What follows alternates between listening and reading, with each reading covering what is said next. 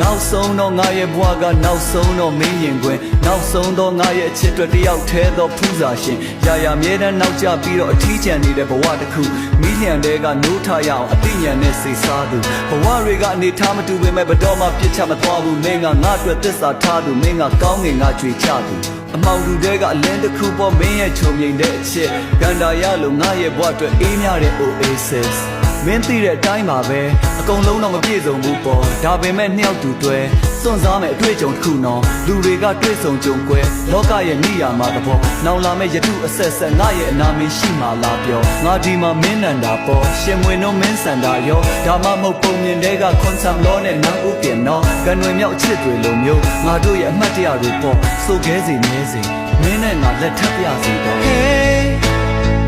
ဘာဖြစ်ဖြစ်ချင်မဲ့没泪那桥。